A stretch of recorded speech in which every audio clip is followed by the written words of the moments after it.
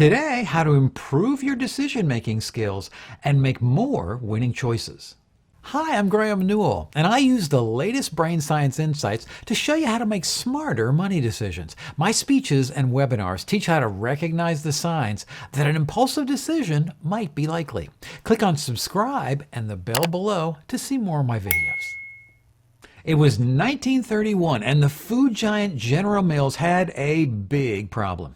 Women wanted to spend less time in the kitchen, so the Betty Crocker brand created new convenience foods, like instant cake mixes.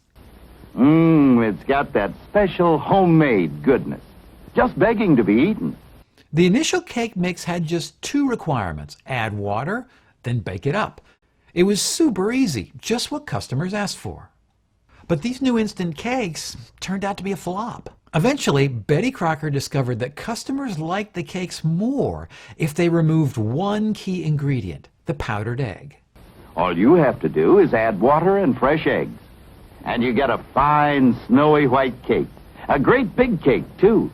The simple act of cracking open a couple of eggs made customers feel like they were still genuinely accomplished bakers. And remember, those fresh eggs added to Betty Crocker cake mixes help give that special homemade goodness. This is an example of a behavioral finance bias that brain scientists call the IKEA effect. It's our brain's pesky tendency to place higher value on anything we partially create ourselves. It's named after the genius Swedish retailer who figured out that if you ask customers to put in just a little bit of sweat and toil into a purchase, they value it a lot more. The simple act of slogging that dresser to your car and assembling it yourself makes us feel more capable. We've all heard the phrase, a labor of love. If we love something, we tend to put a lot of effort into it. But my feeling is it's the exact opposite. When we put a lot of labor into something, it makes us love it more. So why do veggies from your garden taste so much better? Well, if you hand plant that tomato, carefully fertilize it, protect it from pests, and then delicately harvest it yourself, the IKEA effect is pretty much guaranteed.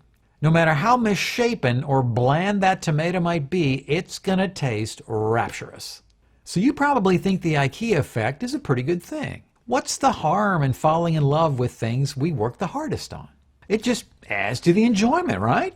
But there are a lot of things in our lives where maintaining objectivity is really important. The IKEA effect can tempt us to take the job that we work the hardest to get, not the one that's best for our lives. Do we really want to be biased to attend a university that puts us through the longest, most tortuous application process? The more energy and toil we put into any project, the more our brain will jump through hoops to justify the labor and toil we've endured. All of us have an innate need to feel that the work we do is valuable. And the more sweat we put into a project, the more our brain tends to overlook shortcomings and flaws. The IKEA effect is the driving force behind those do-it-yourself investing ads we see on TV. Financial services companies snidely deride those who rely on others for financial advice. They urge investors to spurn traditional sources and strike out on their own. But the more time an inexperienced investor spends on meticulously researching a company, the more likely they are to lose their objectivity. The danger is that they fall in love with their investment picks. The IKEA effect is one of the reasons we tend to hang on to losing picks for way too long. The IKEA effect tempts us to overvalue things we spend time on, but there's a similar cognitive bias called the sunk cost bias that charms us into overvaluing our possessions. If you'd like to learn more, click the link right here to watch that video. Too many of us will tolerate underperforming companies simply because we know them so well. Just like a cheating boyfriend, they treat us bad, but we've invested too much time and money to walk away.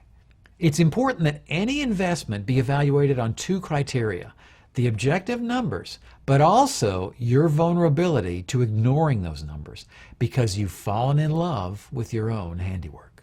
Right now, I'm working on another video on how cognitive bias tempts us to make bad financial choices.